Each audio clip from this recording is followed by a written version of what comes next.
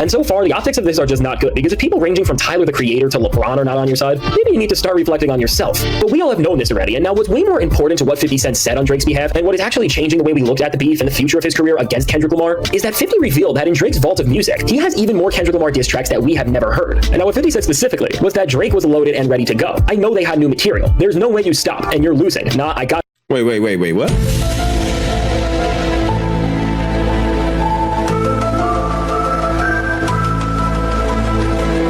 to fix this, and Drake was loaded and ready to go. I know they have more Kendrick Lamar diss tracks that we have of his career against Kendrick Lamar, is that 50 revealed that in Drake's vault of music, he has even more Kendrick Lamar diss tracks that we have never heard. And now what 50 said specifically was that Drake was loaded and ready to go. So you telling me 50? Now, do you think 50 is capping? Like he just trying to get some attention? Is 50 clout chasing right now? Is 50 clout chasing because first he's shown that list, which was obviously, just, I don't know why he showed that list, but is a 50 clout chasing right now? Or is he might be telling the truth? Is 50 trying to keep himself relevant? He just want to get in where he fit in? Is he trolling? Or do you think he's telling the truth? And we know 50 is a professional troller, right? So I don't know, man. This might be a clout chase move, I think this might be a clout chase move. I mean, we are talking about 50 here, so I know they had new material. There's no way you stop, and you're losing. Nah, I gotta fix this. And now with 50 saying this, putting this alongside all the other context we know and everything this beef has shown us, this is actually revealing to us a lot. And now first off, going back to a track like Push-Ups, if hearing the DJ Who Kid intro wasn't enough, which for those who don't know was 50 Cent and G-Unit's official DJ, and seeing Drake have an entire G-Unit spinning chain at the beginning of the Family Matters music video didn't help either. With and now having actual information about the fact that beyond the tracks Drake released already, he had even more. When you really put the pieces together and see how Push-Ups was a whole track where Drake was saying that with everyone he's going against and with everything he's doing, he is turning into the modern 50 Cent, it's safe to say that 50 wasn't just in the know about what Drake was doing in this time, but he was directly contributing and giving him ideas on where to go. And this isn't the only case of a rapper far removed from the center of the genre saying that they were giving Drake advice during the beef, because just a few months ago, Joe Budden also said that Drake was speaking to him about certain things during the back and forth, which is very telling about the network and echelon of rappers he was trying to hear from when it came to holding his own against Kendrick. But now with 50 saying that Drake had more diss tracks that were ready to go, and with the context of the conversation him and Big Boy were having, which was referring to when Kendrick Lamar dropped 4 entire diss tracks within the span of just a few days, overall this really just poses more questions than it gives answers about Drake and him being in the booth and having material ready to go. Because with 50 Cent being in the loop with him and on some strong level offering up advice and direction on where to go and how to make these major diss tracks entire full-fledged moments, as his brand, legacy, and name was directly ingrained in both Push-Ups and Family Matters, and then Drake having confirmed more songs ready to go that were dissing Kendrick after Not Like Us dropped, it makes you wonder why instead of releasing another song about Kendrick that could have redirected attention and saved his legacy, he just went out and wrote the Hard Part 6 as fast as he could instead, which then embarrassed his entire legacy with one of the worst response tracks of all time. Of all time, man. I don't know what is worse. Heartbreak 6 or what was that other one? Taylor Swift. Which one do y'all think was worse? The Taylor Swift or the Heartbreak 6? Because that nigga heart was definitely broken. I say the Heartbreak. Because it sounded like he was crying, sounded like he was in a dark room biting the pillow.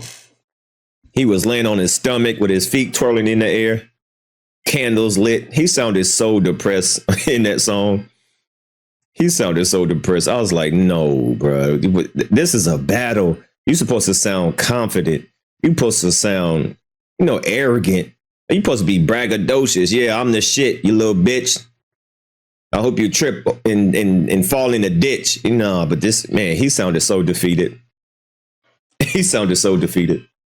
While all this is jarring, when you think about everything we saw and see how after Kendrick Lamar threw out so many different disses Drake's way lyrically in such a short period of time that he still hasn't been able to come back from, and remember that the bar Drake already set with his diss tracks was pretty much him calling Kendrick Lamar short every single way he could, and then trying to get a glimpse into his personal life and making some of the worst claims and rebuttals about it, which range from him saying Dave Free was the father of one of his kids with no evidence, that Baby Keem writes his own songs when he was playing Minecraft while Kendrick entered the rap game as a top-tier MC, the Mother Eye lines, which I don't even have to get into how bad those are, and even when he went to an angle as ridiculous to talk about as why Whitney was following Dave Free and not Mr. Morale. It was clear that even on the songs Drake hyped up for months and that he was saying we're gonna end the career of Kendrick Lamar's as we knew it, that whether he realized it or not, that he already had nothing strong to say about him and was trying to treat Kendrick the same way he did with someone like Meek Mill, and believed that would work. But of course, very similar to what happened with Drake and Pusha T, but just way worse than that, because Kendrick actually has the popularity to take down Drake's massive image. K-Dot was just so prepared and already was able to do so much to shake down his image with just 4 full-on diss songs, that Drake knew that if he took it further and threw more tracks out of his own vault, and of course he already knew that Kendrick said he had even more diss tracks in stock because he said that directly on Not Like Us, that if those songs already made him the laughing stock of the rap game, if this back and forth continued, it would have managed to somehow make things even worse. And on some level, I do think that is true, because if Meet the Grams and Not Like Us were disses number 3 and 4, I don't even think we want to know what diss tracks number 5 and 6 may have been like. Like, if Drake really was the hitmaker that he was once revered as, and wasn't just manipulating the system to get all of his number ones this decade so far for the most part, which I am sure, as he is in his next major situation already with his label, and while he's trying to take down the success of Not Like Us as a whole, we're going to learn a lot more about just how artificially manipulated Drake's stuff has been for a very long time. Altogether, I think knowing this context that 50 has told us, unless Drake is planning to roll some of these songs out maybe around the Super Bowl or when his next album is coming out to try to make that project be a lot more interesting than it would be otherwise, this really solidifies that while he overestimated him at first, as soon as Euphoria released and then everything else happened, Drake was terrified of Kendrick Lamar, and while on the Hard Part 6, Drake may have framed it as a track where he was standing on a high ground over the antics of name-calling and deception, it was really him admitting that for a while. His ability to make a catchy diss record the way he once did with something like Back to Back, or anything in general that would rival Not Like Us, not just from a diss standpoint, but from a melody and vibe standpoint overall, is just absolutely gone. And Drake knows that he is washed and that he is never going to be able to make something as good and infectious as a moment like that. And just to further contextualize this, when we look at Drake since CLB really, compared to the way he used to make anthems that the entire world knew and recognized immediately, he actually hasn't had a real hit in years, as whether it's from ghostwriters leaving him or just his own decline as an artist. From a structural level, he can't write songs the same way he used to, because seriously, with every album he has dropped this decade, the biggest songs off every single one of those records came and went as number ones off their initial hype, the features they had attached to them, or the sample that called back to an actual successful hit. And really recognizing this pattern and seeing that there's no more Drake anthems that have been released, and then seeing that in the beef, Not Like Us was such a scathing and infectious diss track that Drake just decided to hold back on his vault of other disses, which with the way 50 talks about here sounded like there was a lot of. Altogether, what we can see is that even with a legend in his corner trying to help him win this thing like 50 Cent, Drake's strategy was so terrible, and whether due to his own overconfidence or just the way he disregarded 50's words maybe, he never thought out how to actually effectively go after Kendrick Lamar, not just lyrically, because again, in hindsight, everything Drake had said fell apart almost on impact, but also in terms of just crafting a diss track in this day and age where these songs hit streaming platforms and become bigger cultural phenomenons than they ever have been before, which is a trend that he started. And overall, while Drake will never admit any of this, of course, all of this really proves that both as an actual MC, competitor, and as a hitmaker and pop star, which is something that Drake and everyone thought he would always have,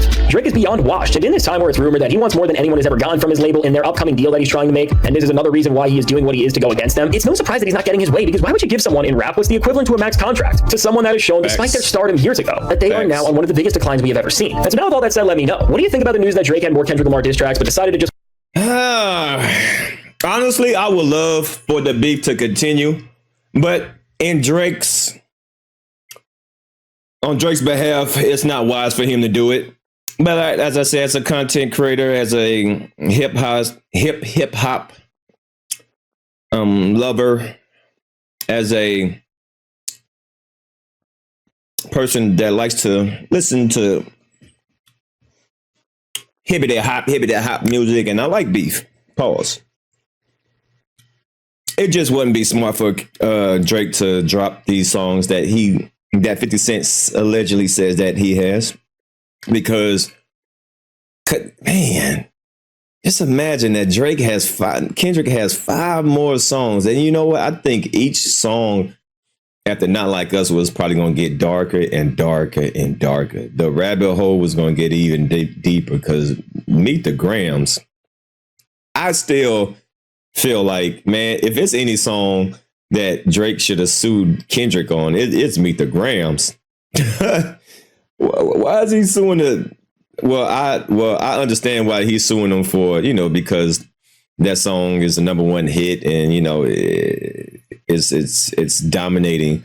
But if you just want to talk about defamation and all this stuff, man, Meet the Grams has way more harmful things about Drake than Not Like Us, in my opinion. So I mean, shit, if you worry about defamation, why not sue him for Meet the Grams, But hey, Drake, if I was you, I wouldn't release those diss tracks that 50 says that you have. I'll just go on vacation. Okay.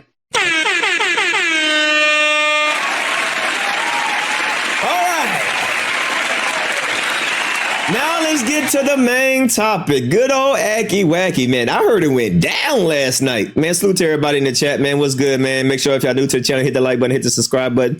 Let me read through some of these comments real quick before we get to good old Acky Wacky. Drake isn't suing because there's too much truth. Drake just have to come solo. Salute Whoopi, what's up? Reincarnated. One thing, do you see what he did to the owl? One hit, the other one's false. Nothing locked in, are you? Preach, you said, just saying mustard is not a verse. Now, what's the dirt fell off? Oh, yeah. He did make a new video. What's the dirt? But it was about J. Cole and Drake's beef. Not really interested because I don't give a fuck about J. Cole right now. I don't want to hear nothing from J. Cole unless he about to do a diss track on Academics, Drake, or Kendrick. Other than that, I don't want to hear from J. Cole. Fuck J. Cole. All right, so salute to everybody in the chat. Go ahead, hit that like button. Salute.